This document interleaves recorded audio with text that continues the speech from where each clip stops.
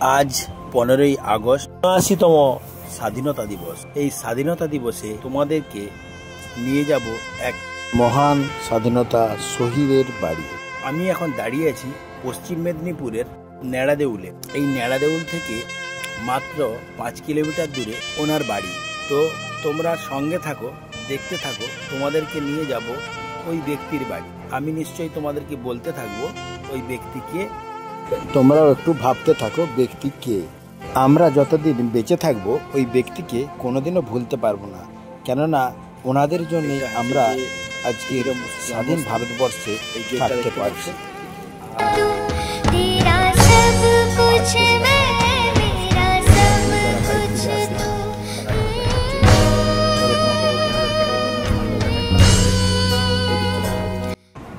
এটাই সেই মহাবনী, সেই মহান ব্যক্তি আমাদের স্বাধীনতার জন্যে প্রাণ দিয়েছেন, সেই ক্ষুদিরাম বসু।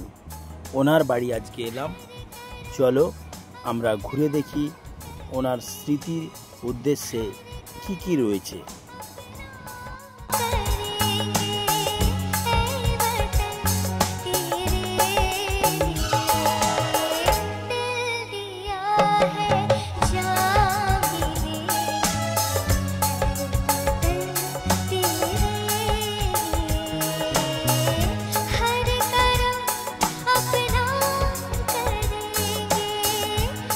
বন্ধুরা, তোমরা দেখতে পেলে এটা হচ্ছে যে ক্ষুদিরাম বসুর গ্রন্থাগার হিসেবে চিহ্নিত করা হয়েছে। এই বিল্ডিংটি গ্রন্থাগার, এখানে বিভিন্ন রকম বই আছে। এখান থেকে এই এলাকার মানুষ ক্ষুদিরাম বসুর জীবনী এবং বিভিন্ন তার তথ্য জানার জন্য এখান থেকে বই নিয়ে পড়তে পারে। তো দেখতে পেয়েছো সুন্দর করে সাজানো রয়েছে। চলো তোমাদেরকে এবার একটু দেখাই ক্ষুদিরাম বসুর স্ট্যাচু। এই স্ট্যাচুটি প্রায় 20 ফুট উচ্চতায় করা হয়েছে এবং খুব সুন্দরভাবে সেট দিয়ে সুন্দর করে করা হয়। এই জন্মভিটেটা খুব সুন্দর করে সাজানো এবং দেখার মতো। তোমরা এখানে আসতে পারো, খুব ভালো লাগবে। এই ক্ষুদিরাম বসু আমাদের স্বাধীনতার অনেক ভূমিকা পালন করেছিলেন। উনি প্রথম শহীদ হিসেবে পরিচিত। উনি আমাদের স্বাধীনতার পেছনে ইংরেজকে হত্যা করতে গিয়ে ধরা পড়েন।